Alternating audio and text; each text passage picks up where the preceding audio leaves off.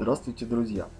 Новогодние праздники уже совсем близко, а посему давайте вместе смастерим что-то, что максимально соответствует духу Нового года.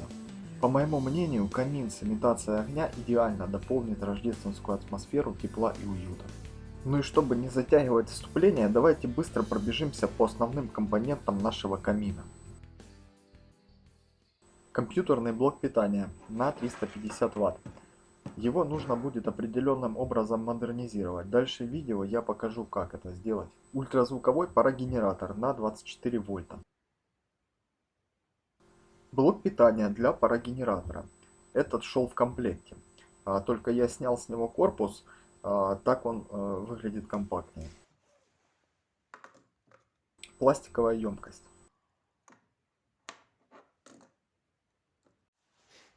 4 галогеновые лампы по 12 вольт и 1,5 ампера. Лампы обязательно нужны галогеновые. Патроны для ламп МР-11.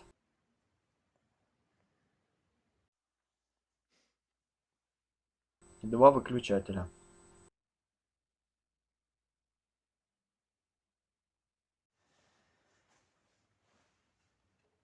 Плата записи звука ESD1820. Наш камин будет имитировать не только огонь, но и звук горящих поленьев.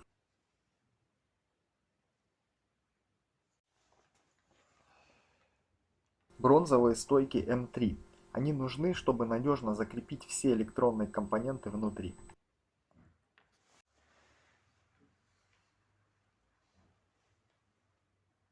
Цапон-лак желтого цвета.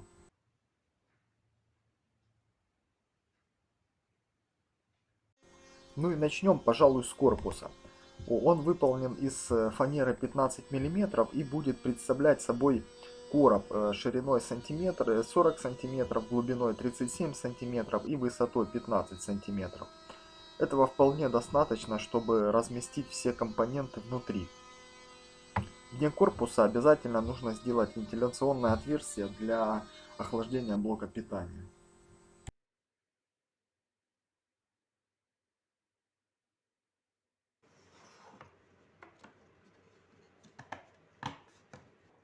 Когда большая часть деталей корпуса готова, можно заняться подготовкой блока питания.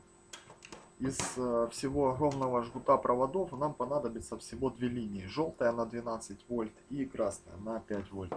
Важный нюанс. Обязательно необходимо оставить один зеленый провод. Его нужно соединить с любым черным. Это нужно для того, чтобы блок питания запускался при подаче на него питания. Проверяем, не отрезали ли мы что-то лишнее. Все в порядке. Кулер закрутился, мультиметр показывает напряжение 12 вольт.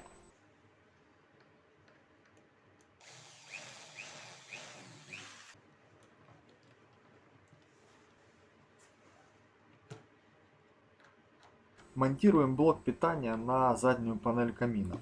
Важно, чтобы радиаторы блока питания находились над вентиляционным отверстием, которое мы сделали в дне камина.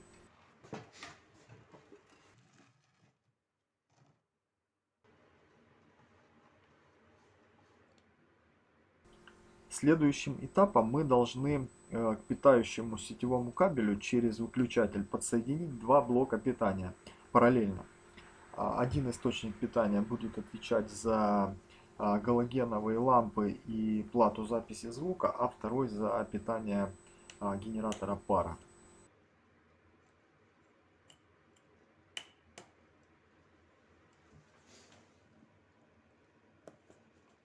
Монтируем на двойной скотч емкость, в которой будет находиться источник пара.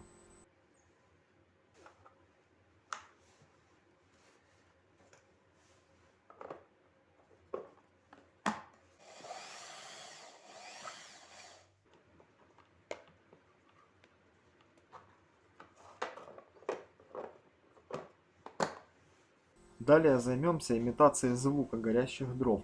В этом нам поможет плата ESD1820.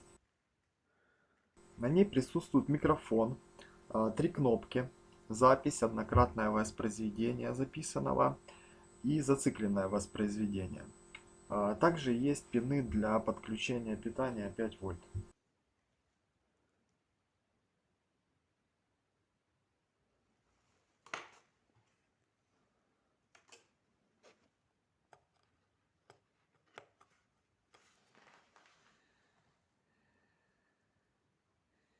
Для воспроизведения записанного звука в комплекте идет динамик на 8 Ом и полватта.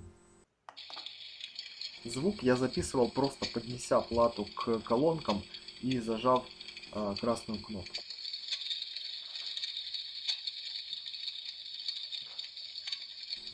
Для того, чтобы запись воспроизводилась в непрерывном режиме при подаче напряжения на плату, на третью кнопку я поставил перемычку.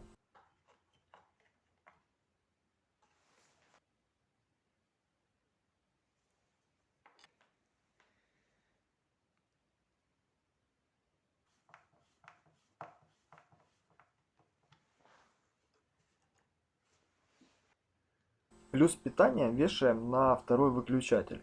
Так звук горения дров можно отключить, если он неуместен. Вот что получилось в итоге.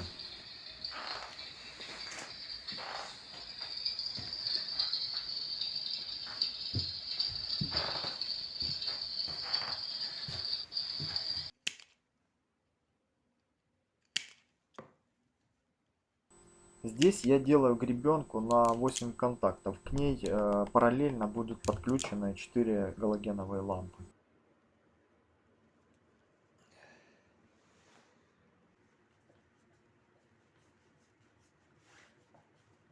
Теперь необходимо немного поработать с жестью.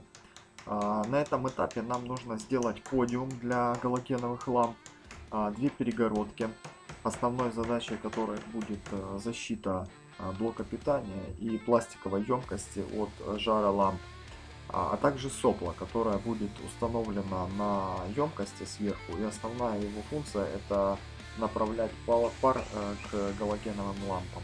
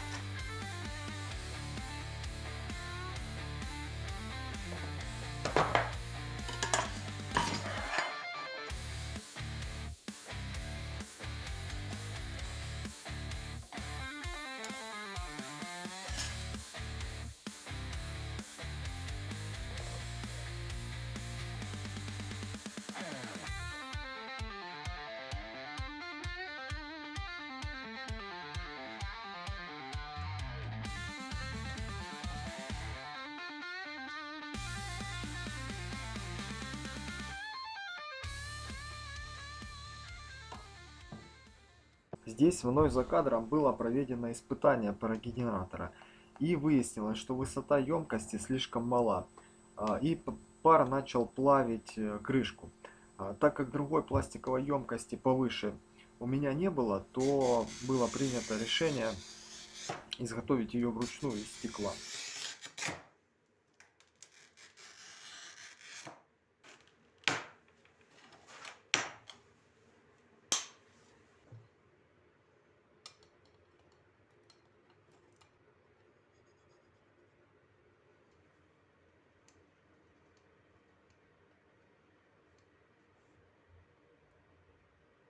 Получилось что-то вроде аквариума. Ну а пока емкость сохнет, давайте сделаем крышку для нее. В этот раз она будет сделана из жести, чтобы уж точно ничего не проплавило. Также будет добавлен вентилятор, так как без него пар оседает на дне емкости и не хочет выходить наружу. В вентиляторе будет предусмотрена регулировка оборотов. По моей задумке это должно регулировать интенсивность горения. Больше оборотов, больше пара, меньше оборотов, меньше пара. Регулировка оборотов сделана на транзисторе и потенциометре. А потенциометр как бы управляет транзистором через ножку базы. Соответственно, через транзистор протекает больше или меньше тока, и кулер крутится быстрее или медленнее.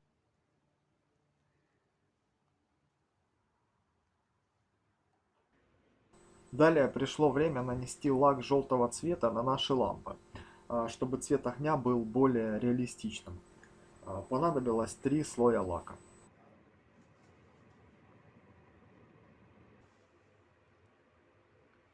Когда лак высох, вставляем лампы на их законные места и подаем питание. Лампы горят.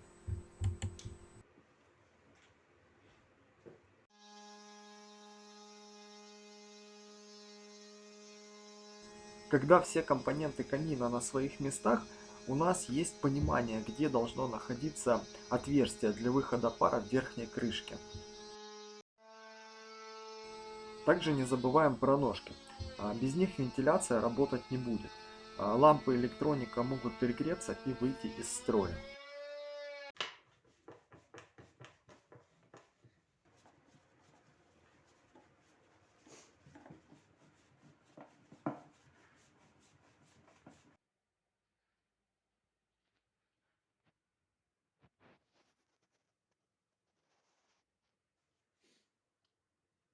Красим камин обычной морилкой цвета палисандр.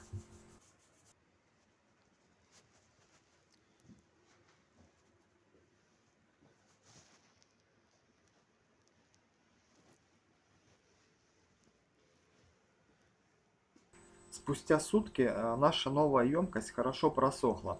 Наполняем ее водой. К моему удивлению, ничего не потекло.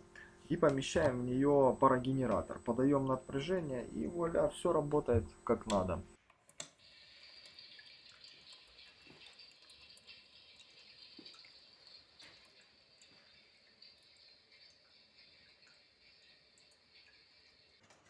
В процессе работы был выявлен небольшой недостаток.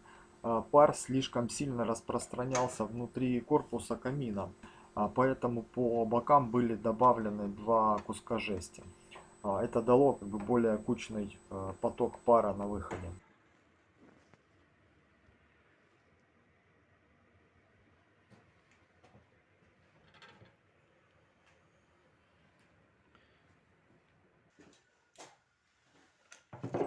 Ну и завершающим аккордом станет композиция из поленьев на крышке камина.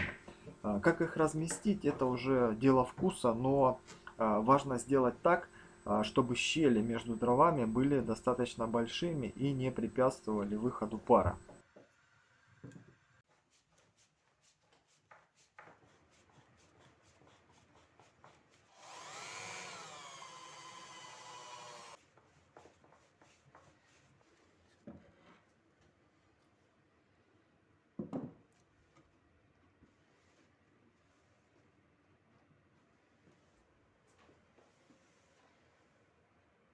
Вот так выглядит работа камина при дневном свете. Важным нюансом является то, что пар начинает активно подниматься только когда лампы сильно раскаляются. И на это уходит примерно минута. Ну а на этом у меня все. Обязательно подпишись, поставь лайк, если тебе видео понравилось. Ну или напиши, что тебе не понравилось, чтобы я знал, что изменить в последующих видео. Ну а у кого много свободного времени, можно позалипать в работающий камин под 8-битную музыку из детства.